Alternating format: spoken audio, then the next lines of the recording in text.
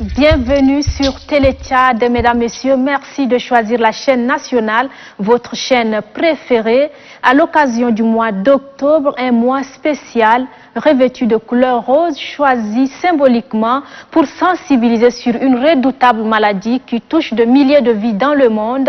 Il est ici question du cancer et dans ce contexte précis, c'est le cancer féminin qui est particulièrement ciblé. Et de ce fait, au Tchad, gouvernement et organisations de la société civile, parmi lesquelles la Ligue tchadienne de lutte contre le cancer, monte au front contre ce mal qui jusque-là met à nu la faiblesse de la médecine. Et puisque mieux vaut prévenir que guérir, la sensibilisation du public s'impose, raison pour laquelle nous recevons sur ce plateau Dr Manikassé Palouma, gynécologue obstétricien, par ailleurs président de la Ligue tchadienne de lutte contre le cancer. Bonjour docteur et merci d'avoir accepté notre invitation. Bonjour. Il est ici en compagnie de Dr Fatima Ahmad Abderrahmane Agar, coordinatrice nationale du programme de lutte contre le cancer. Bonjour docteur. Bonjour. Tout au long de ce mois d'octobre, docteur, vous n'avez qu'à parler du cancer et exclusivement le cancer féminin, celui du sein plus particulièrement. Est-il le plus dangereux ou soit le plus mortel? Pourquoi avez-vous choisi de parler exclusivement du cancer de sein en ce mois d'octobre? Merci de votre question. La Ligue tchadienne de lutte contre le cancer est née en 2018. Et ceci, grâce à son excellence Enda Déby Itno, qui est la présidente du conseil d'administration de la Ligue. Au fait, entre-temps, les associations agissaient de manière disparate pour lutter contre le cancer. Et très vite, on s'est rendu compte que les actions n'étaient pas efficientes. Et donc, ça ne donnait pas de résultats. C'est comme ça que la première dame a eu la diligence de nous convoquer pour essayer de former ce que c'est la Ligue. Et donc, je voulais profiter pour donner les objectifs principaux d'abord de la Ligue. La Ligue s'inscrit dans la lutte acharnée contre le cancer et pour ce faire, elle s'est assignée de quelques objectifs, à savoir mener des campagnes de sensibilisation sur les facteurs de risque et ensuite faire des plaidoyers auprès des autorités tchadiennes et même des partenaires du Tchad pour qu'on ait le plateau technique. Et alors, depuis 2018, quelles sont les actions phares que la Ligue a déjà menées? Voilà, dès sa création, la première année, la Ligue a eu à faire plusieurs manifestations vraiment très intéressantes. La première, l'ouverture, c'était le 4 octobre. C'était sous la présidence, sous le patronat de son excellence Enda Déby Itno, où il y avait eu pas mal de foules. Il y avait pas mal de femmes qui sont venues et des hommes également qui s'intéressaient déjà à cette sensibilisation. Et donc, après octobre, on a mené durant toute l'année des campagnes de sensibilisation. La journée du 4 février, qui est une journée mondiale de lutte contre le cancer, il y avait eu des manifestations. Donc, entre-temps, en mois d'octobre rose passé, on a eu à signaler tous les lycées et toutes les universités pour expliquer ce que c'est le cancer et les facteurs de risque. Parce qu'il fallait prévenir. Il fallait prévenir que guérir. Donc, pour avoir les effets à long terme, il fallait commencer par sensibiliser les jeunes, les étudiants, les élèves et toute la population en général. Donc, on a passé par la mairie. Donc, on a pas mal fait des séances de sensibilisation et qui, heureusement, apportaient des fruits. Parce que quand vous partez dans des hôpitaux, nous qui sommes des médecins gynécologues, des praticiens, dès la première année, lorsqu'on avait lancé cette campagne de sensibilisation, donc il y avait pas mal de femmes qui venaient se faire consulter pour le problème des seins. Moi j'ai un problème de col, j'ai un problème des seins. Ça veut dire que le message a passé. Est-ce que vous avez eu à détecter des cas? Mais bien sûr, bien sûr, c'est vrai. Pour détecter le cas, évidemment il y a des cas. Donc la Ligue avait eu à faire des séances de dépistage des cancers du sein et des cancers du col à l'époque, donc en 2018. Et on avait testé presque 1670 femmes, donc il y avait au moins 457 qui étaient suspects, dont 166 cas de cancer du sein et 199 du col de l'utérus. Et en quoi la Ligue a été utile pour ces femmes qui ont été détectées positives? Bon, au fait, c'était un cas suspect. Il fallait avoir étayé ces cas de suspicion par des examens complémentaires. Et donc, malheureusement, il y a des patientes qui sont suspectes et qui n'arrivent pas à trouver les moyens pour concrétiser, pour affirmer, pour poser le diagnostic de manière certaine leur cancer. Parce qu'il fallait faire l'histologie, qui coûte à peu près 15 000 francs, c'est un peu cher. Et donc, la mammographie qu'il fallait faire. Et donc, tous ces éléments qui devraient étayer ces cas suspectés de cancer du sein. Donc, la Ligue n'a pu faire quelque chose parce qu'elle n'a pas de moyens, elle vient de démarrer. Et donc, ces personnes dépistées, parfois, elles sont obligées d'aller dans des pays voisins pour se faire soigner. Et donc, les cas où on peut les soigner sur place, c'est vrai. Il y a si vous dépistez assez tôt, vous pouvez traiter sur place, pourquoi pas. Oui. Donc, voilà comment on a pu régler ces femmes-là. Mais malheureusement, elles sont là, ceux qui n'ont pas les moyens sont restés sans soins. Docteur Fatima, vous êtes la coordinatrice du programme national de lutte contre le cancer. Docteur Manikassé vient de parler des cas, de cas suspects ou soit des cas confirmés. Est-ce qu'au niveau des hôpitaux ou du ministère de la Santé publique, est-ce que vous disposez d'un plateau technique adéquat pour prendre en charge ces cas suspects ou soit ces cas confirmés? Merci. L'activité de dépistage de cancer du col, en 2018, on était ensemble. J'étais j'ai coordonné l'activité avec la Ligue. Alors c'est avec les collègues gynécologues, des étudiants en médecine, de sages-femmes, on a fait des dépistages et on a trouvé parmi presque 1670 femmes, il y avait presque 400 qui étaient suspects. Il y a plusieurs étapes. Dès que quelqu'un est déterminé suspect, il faut faire des examens supplémentaires. On avait du matériel, on avait une machine qu'on appelle la colposcopie qui est la deuxième étape. On fait un examen visuel. Et quand on trouve que c'est suspect, la deuxième étape est colposcopie. On a fait ça. Et puis il y avait on a trouvé encore de cas qui nécessitaient de biopsie. Maintenant, c'est là où on s'est retrouvé avec des problèmes. Faire la biopsie demande un plateau technique, ça demande du matériel et ça demande des ressources. Alors, on a fait tout pour plaidoyer pour ces femmes, auprès du ministère, auprès de l'OMS. Et ils ont voulu nous aider, mais malheureusement, jusqu'à maintenant, on n'a pas réussi à trouver les moyens pour le diagnostiquer. Le plateau technique actuellement ne nous permet pas de diagnostiquer le cancer. Le cancer du col. On peut traiter ceux qui sont à les stades précoces. Mes collègues gynécologues, ils peuvent très bien traiter. Et c'est pour cette raison qu'on encourage les femmes de dépister. Si on trouve les lésions précancéreuses, on peut facilement traiter ça. Maintenant, quand ça avance, plus le traitement devient compliqué, plus cher. Et le fardeau social, ça devient quelque chose de très compliqué, surtout dans notre milieu Tchad.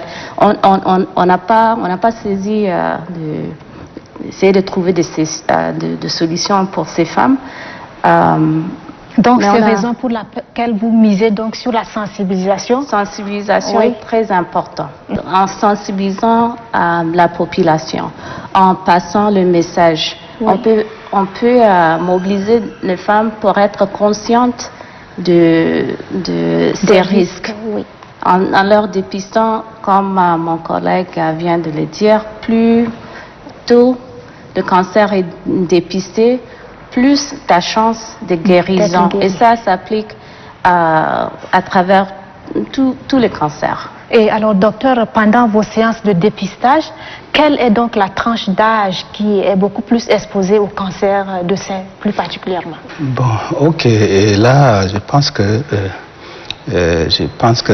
en faisant ces dépistages, il y a au moins la plupart des femmes ont l'âge à peu près en moyenne au-delà de 30 ans. Mais il peut avoir des cancers en dessous de 30 ans, mais des cas rares, dans un cas généralement une prédisposition génétique. Mais au-delà de 30 ans, il y a souvent cette tranche d'âge de 30 ans jusqu'à la limite supérieure. Docteur, il y a des femmes, des milliers de femmes qui vous suivent en ce moment. Dites-nous, qu'est-ce qui est à l'origine? Qu'est-ce qui peut provoquer exactement le cancer de sein pour leur permettre de prendre les dispositions et de prévenir la maladie? Voilà, c'est ça. Donc l'objectif de la Ligue, c'est de sensibiliser les femmes sur les facteurs de risque. Nous ne pouvons pas établir la cause à effet de manière certaine.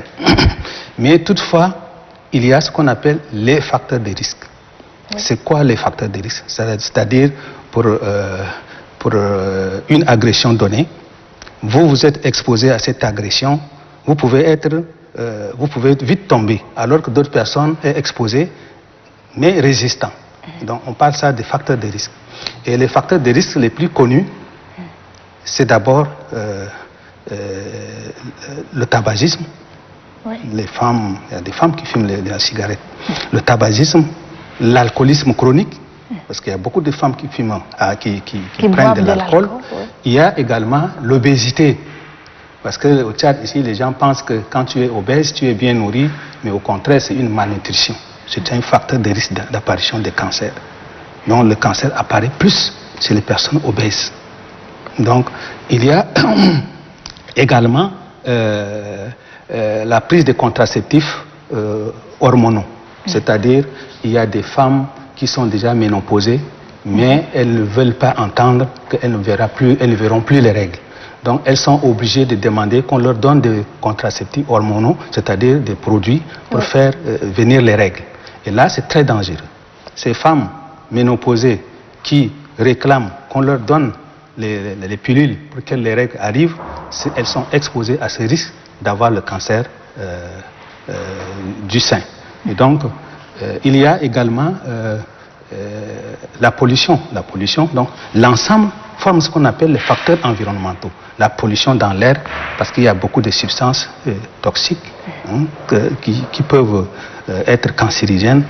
Donc, voilà comment... Et ces facteurs-là, c'est aussi, il faut insister sur la sédentarité.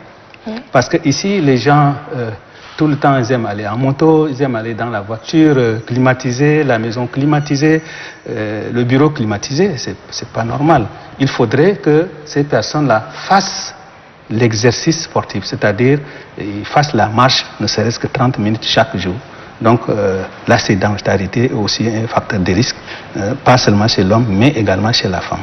Donc pour prévenir le cancer, il faut éviter les facteurs évitables. Les facteurs évitables, c'est ce que je viens de dire, le tabagisme, l'obésité, la sédentarité, l'alcoolisme chronique, donc la prise des contraceptifs hormonaux. Il faut éviter cela. Mais il y a des facteurs qu'on ne peut pas éviter, en particulier les prédispositions génétiques. Quand, par exemple, dans la famille, une femme ou votre maman a un cancer du sein, c'est probable que vous ayez, vous, fille, donc vous ayez cette possibilité multipliée par 5. Mais si c'est la tante ou l'une de la famille environnante, la malchance d'avoir le cancer est multipliée par 3. Mais si c'est votre maman qui a eu le cancer, vous qui êtes sa fille, vous avez la malchance d'avoir le cancer multiplié par 5. Mais est-ce qu'il n'y a pas de remède pour éviter d'être atteinte d'un cancer génétique? Non, il n'y a pas de solution. La prédisposition génétique, on ne peut rien faire, on ne peut pas éviter. Sauf si vous savez que votre maman a eu un cancer du sein, ou bien votre sœur, ou bien votre tante a eu un cancer du sein, la meilleure solution, c'est le suivi. C'est-à-dire, à partir de 25 ans, au-delà même, commencer à se faire consulter par les gynécologues. Et à partir de 30 ou 40 ans, le gynécologue va dire non, il faut que je fasse, par exemple, la mammographie tous les 2 ans ou tous les ans pour suivre. Pourquoi on fait ça? C'est juste pour déterminer, pour détecter le cancer à un stade précoce. Et si le cancer est détecté à un stade précoce, il va de soi, on va guérir complètement la femme. Mais si le cancer est détecté tard, comme mon collègue vient de dire tout à l'heure là, un cancer qui est détecté à un stade tardif, le traitement devient lourd, onéreux et avec vraiment des conséquences sociales terribles. Docteur, nous parlons d'une maladie aussi dangereuse. Pourquoi vous dites que c'est Octobre Rose? Très bien, je vous ferai l'histoire. L'histoire s'est passée aux États-Unis, vers les années 1990. Une femme appelée Evelyn Lauder, qui était une pionnière d'une entreprise cosmétique. Elle était atteinte de cancer du sein. Et elle, comme étant donné sa position de fortune, elle avait créé un centre de recherche sur le cancer du sein. Un centre bien équipé.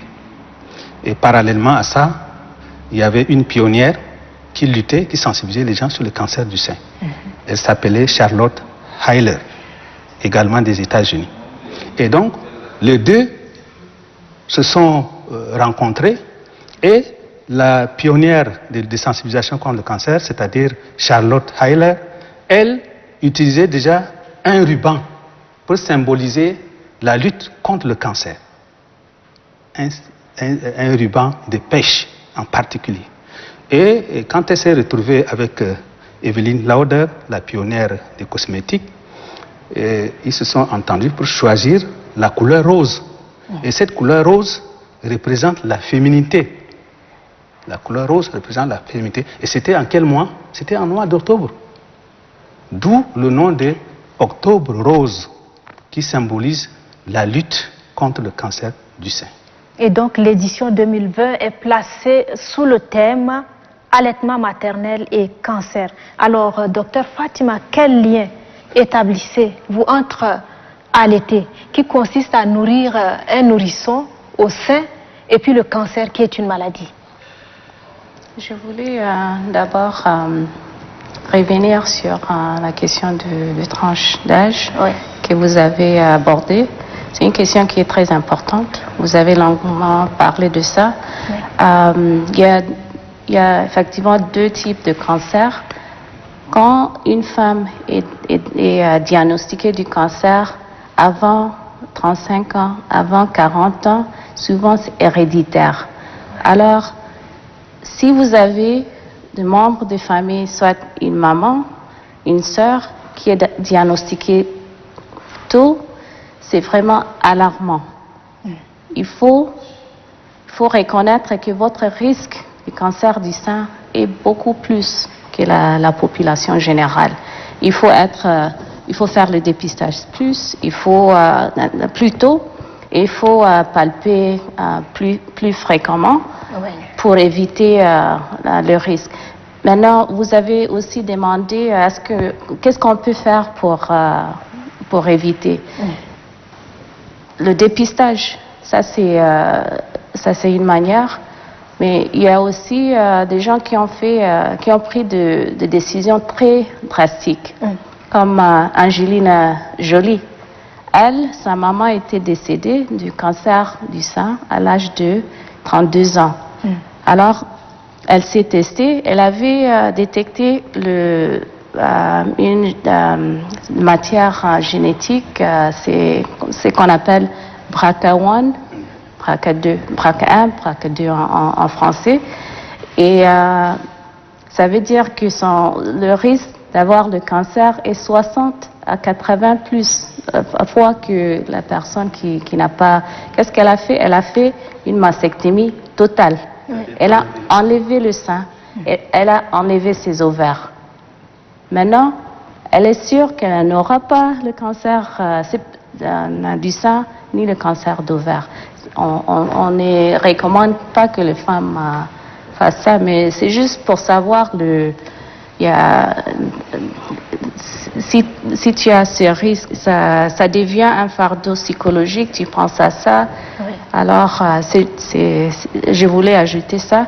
Maintenant, par rapport à votre question du cancer du sein et le lien entre le cancer du sein et l'allaitement. Et l'allaitement, oui.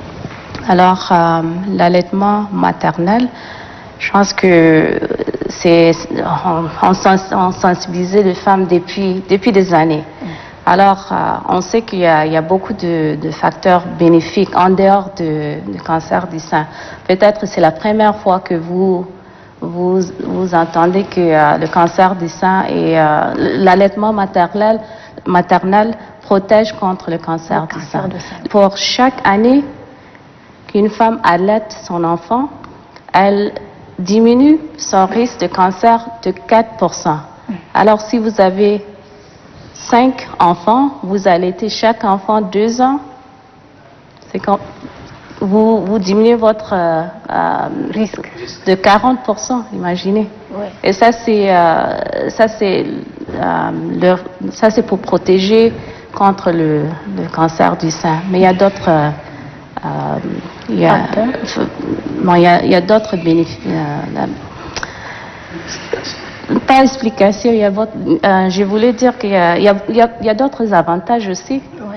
Alors, une femme qui allaite revient à sa forme normale plus vite qu'une femme qui n'allaite pas. Ça veut dire donc qu'une femme qui n'a jamais accouché et qui ne peut en aucune manière allaiter est beaucoup plus exposée au risque. Voilà. C'est cela, docteur? Je vais juste apporter la contribution de mon collègue qui a bien éclairé les choses. Le lien direct entre l'allaitement maternel et la protection contre le cancer, ceci est dû au fait que lorsque une femme allaite correctement, c'est-à-dire l'enfant va téter à l'instant T, il trouve à téter, donc toute la journée il tète. Ça maintient un taux d'hormone qu'on appelle prolactine très élevé dans le sang. Et ces taux de prolactine empêchent l'ovulation chez la femme. Or, lorsqu'il y a ovulation, ça veut dire que les ovaires travaillent, les ovaires sécrètent ce qu'on appelle estrogène. Oui. Et l'estrogène, c'est l'estrogène qui est responsable d'apparition de cancer du sein. Ils ont un récepteur au niveau du sein. Et donc, lorsqu'une femme qui ne règle pas, elle allaite correctement son enfant, il n'y a pas de règle, ça veut dire que les hormones qui causent le cancer n'est pas sécrétées. Donc c'est pour ça qu'une femme qui accouche plus a la possibilité, ou celle qui allaite beaucoup, elle ne verra pas beaucoup de règles et ça diminue de ce risque de stimulation au niveau du sein. À chaque fois, ces hormones sortent pour venir stimuler le sein. Voilà. Et quand elle allaite, il n'y a pas ces hormones. Donc c'est pour ça que ça protège la femme contre. Maintenant, pour revenir sur votre question, bien sûr, les femmes qui, par exemple, les filles qui ont les règles précoces, c'est des filles à leur langue qui sont exposées. Une femme qui, après 55 ans, continue à avoir les règles, elle est exposée à un risque de cancer du sein. Ce n'est pas bon qu'une femme à un âge de 55 ans et elle continue à avoir les règles, ça veut dire que l'estrogène continue à être produit par les ovaires. Et si les estrogènes sont produits par les ovaires, ça va attaquer les seins et ça va provoquer l'apparition de cancer au niveau du sein. Mais une femme qui n'a pas d'enfant, bien sûr, elle est plus exposée que celle qui a l'enfant. Parce que vous serez stimulé à chaque fois par... Vous n'avez pas un temps de repos. Une femme qui est enceinte, par exemple, les 9 mois, il n'y a pas de conception, les hormones ne marchent pas. C'est bloqué. Sauf les hormones du placenta qui protègent l'enfant, mais qui n'a pas d'action cancérigène sur les seins. Donc, vous êtes plus exposé. Une femme qui n'a jamais eu d'enfant, elle continue à être... Ça veut dire qu'à chaque mois, elle est stimulée, il n'y a pas un repos. Il n'y a pas une pause de ses ovaires. Donc, elle est plus exposée.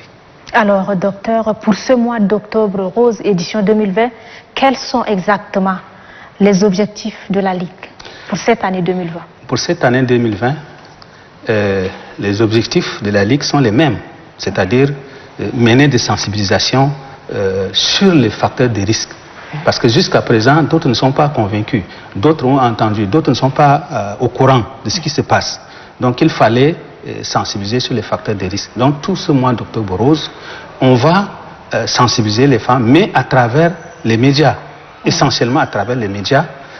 Au vu du Covid-19, pandémie du Covid-19, nous ne pouvons pas nous réunir, drainer une foule au risque de faire une contamination explosive. Et donc, nous allons toujours mener ces campagnes de sensibilisation à travers les médias sur les différents facteurs de risque, essentiellement également sur les facteurs de risque de cancer du sein. Ok, vous avez donc parlé du dépistage précoce. Le dépistage précoce permet donc à la femme de mieux prévenir le cancer. Alors, docteur Fatima, en votre qualité de coordinatrice du programme national de lutte contre le cancer au Tchad, est-ce qu'il y a une unité de prise en charge ici au Tchad pour permettre aux femmes de venir massivement se faire dépister pour éviter le risque du cancer de sein? Pour le moment, malheureusement, la réponse est non.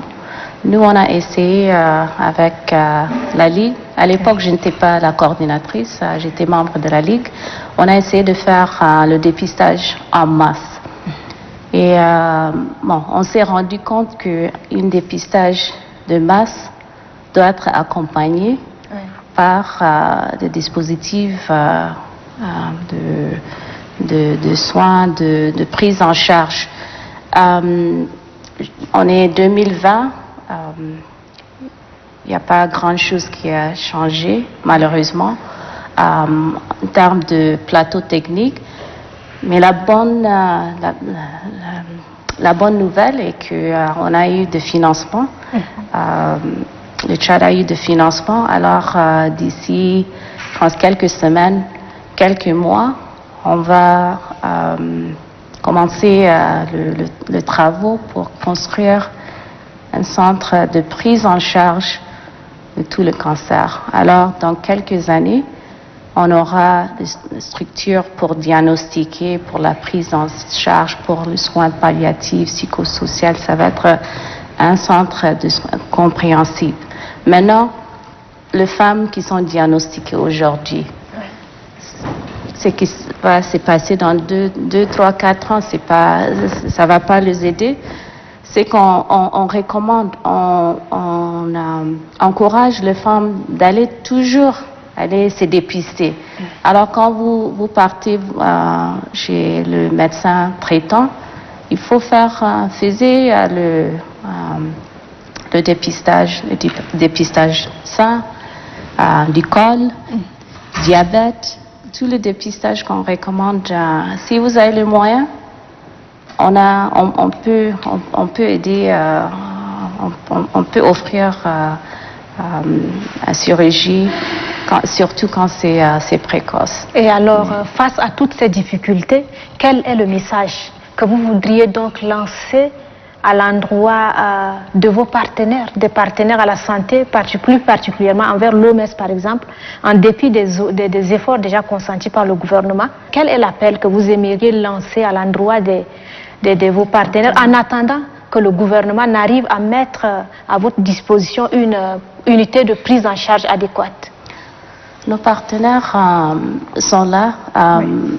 Ils sont en train de nous aider. Hier, j'étais en contact avec l'Agence internationale d'énergie atomique. On avait une visioconférence. Malgré que les choses en apparence, ça n'avance pas, ils sont là avec nous. L'OMS est déjà engagé. Ils vont nous aider à mettre en place le registre cancer, qui est un outil très important pour la lutte contre le cancer. Il y a nos partenaires qui vont nous aider avec la construction. Ils sont là. Peut-être avec le temps, si on peut trouver d'autres partenaires financiers et techniques, c'est toujours la bienvenue. Ceux qui sont là, surtout l'OMS, le FINIAP, l'Agence internationale de l'énergie atomique, sont en train de nous appuyer, sans oublier la Ligue tchadienne pour la lutte contre le cancer, qui fédère 4 ONG qui œuvrent dans la lutte contre le cancer, le travail des associations associations, des ONG font pour la lutte contre le cancer complètent notre travail du ministère. Ok. Et docteur Manikassé, votre organisation mise beaucoup plus sur la sensibilisation pour amener la gente féminine à prévenir le cancer. Alors, depuis le 1er octobre, vous vous engagez dans cette activité de sensibilisation. Alors, quels sont les résultats attendus pour cette année, pour cette édition de 2020? Pour cette année 2020, nous pensons qu'en agissant par l'intermédiaire des médias, c'est vrai que ce n'est pas tout le monde qui peut suivre les médias, c'est-à-dire la radio, la télévision. Il y en a des gens qui sont dans des brousses. Je crois que ceux-là n'auront pas la chance peut-être de nous suivre. Mais d'ores et déjà, toutes les provinces sont saisies. Eux également, ils vont organiser les manifestations, c'est-à-dire la sensibilisation à travers les médias ou même des conférences débats ou bien des causeries débats qui vont organiser dans toutes les régions. Et nous pensons que cette manière de le faire, nous pouvons atteindre au maximum la population.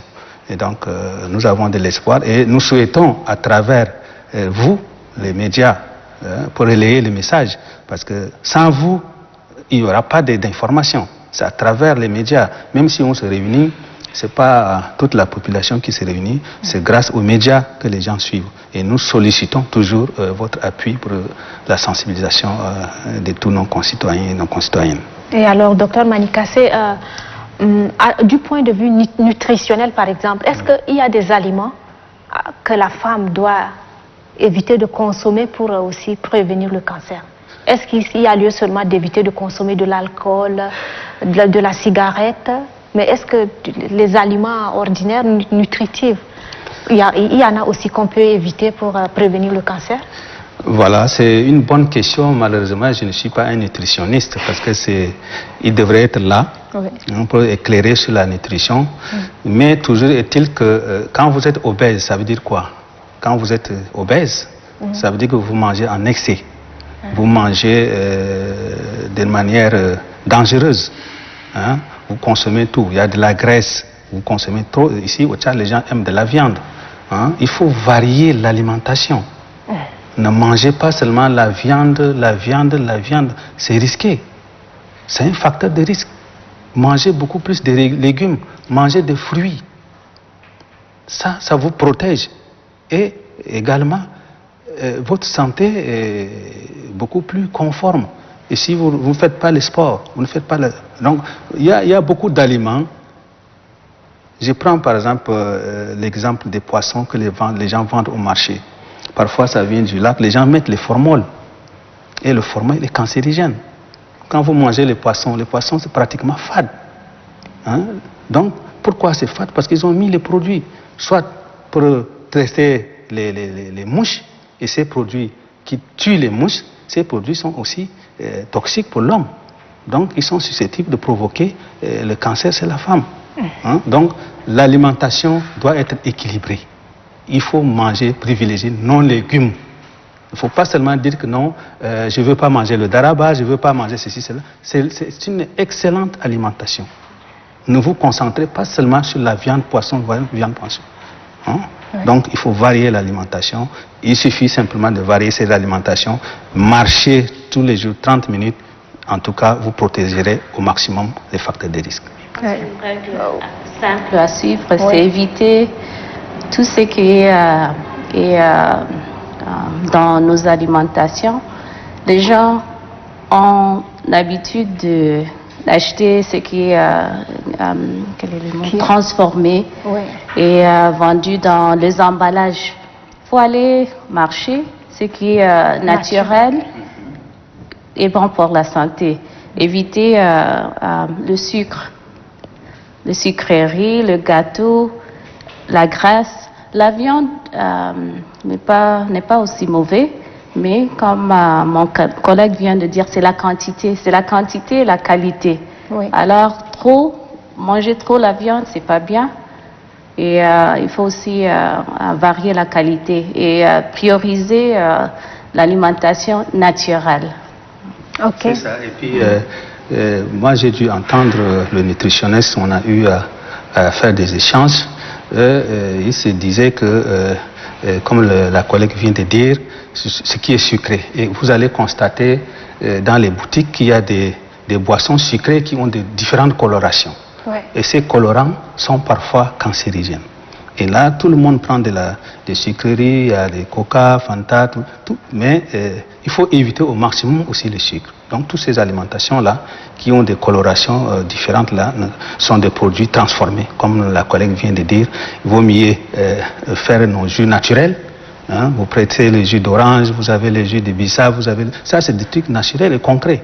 Il n'y a pas de ces produits-là. Vous ne connaissez même pas l'origine des coca, Fanta, tout ce qui est là, on ne connaît pas.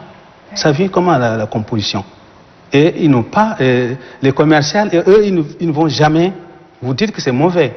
Ils vont continuer à sensibiliser les gens pour consommer les sucreries. Ah, voilà, c'est. Ils font que des tapages à la radio et à la télévision pour exciter les gens à prendre ce qui est mauvais.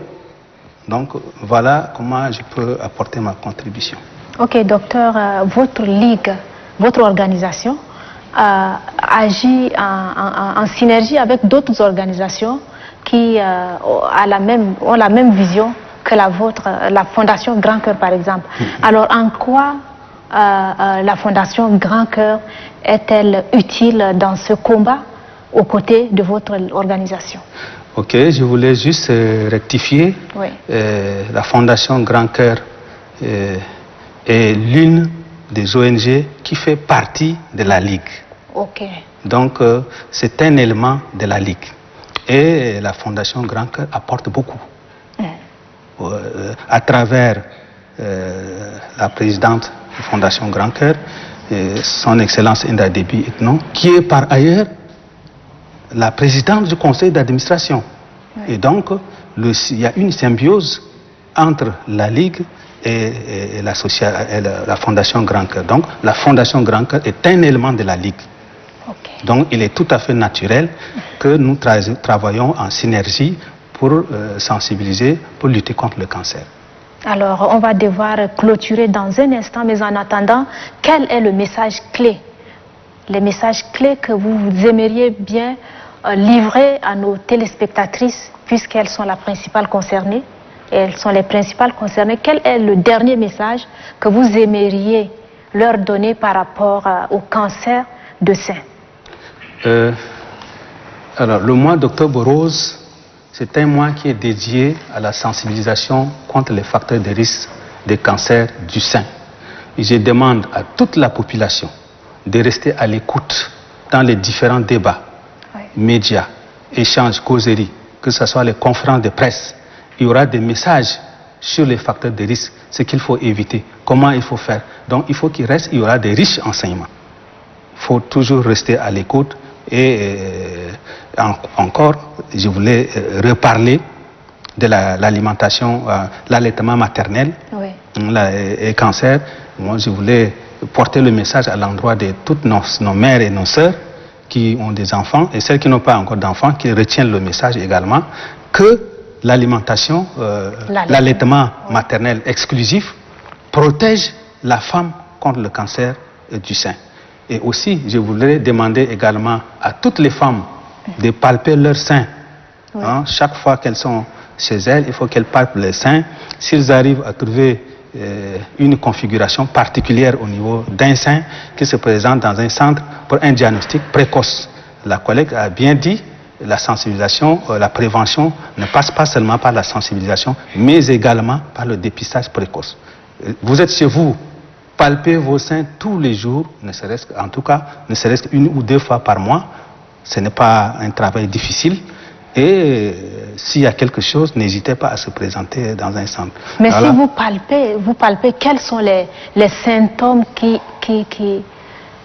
justifient, ou bien quels sont les symptômes qui peuvent déterminer que vous risquez, vous courez le risque d'avoir le cancer de sein? Voilà. Lorsque vous palpez le sein, vous allez sentir une masse, dans une sorte de boule au niveau des structures du sein.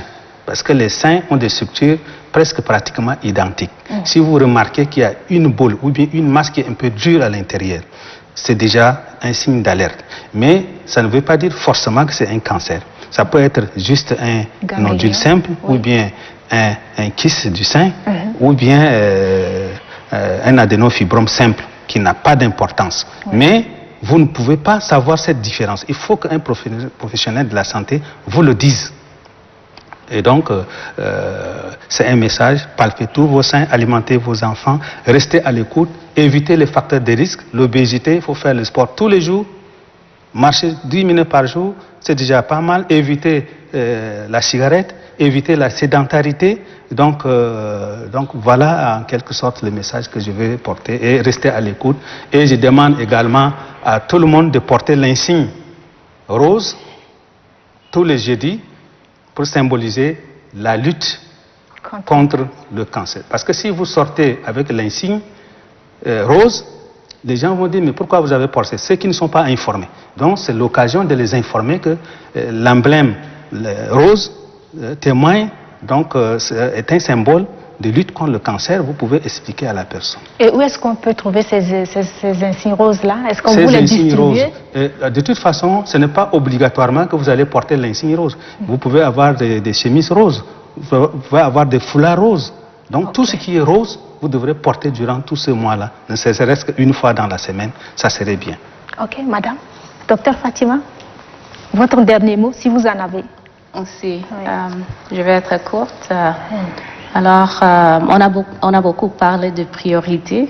Une fois de plus, je demande à mes sœurs, à nos mamans, de vraiment prioriser votre santé. Alors, il faut même pas, c'est pas compliqué. Quand vous faites, quand vous palpez et vous connaissez votre corps mieux que même le médecin. Alors quand vous palpez le sein et vous trouvez quelque chose qui n'était pas là peut-être le mois passé, allez voir le médecin. C'est le médecin qui va déterminer si c'est quelque chose qui demande à être traité ou non. Et est-ce que si la maman est malade, toute la famille est affectée, alors vraiment prioriser votre santé, éviter les facteurs de risque et allaiter le nourrisson et passer le message. Passer le message, on compte sur nos spectateurs, passer le message pour prévenir et réduire le fardeau du cancer. Mesdames, Messieurs, c'est sur ces conseils d'utilité publique que nous refermons ces entrevues. Chers téléspectateurs, le cancer féminin et plus précisément celui du sein décime de milliers de vies dans nos sociétés. C'est pourquoi la prévention à travers un dépistage précoce est ici vivement conseillée. Merci de votre attention si particulière. Prenez soin de vous en menant des actions fortes pour barrer systématiquement la route au cancer féminin.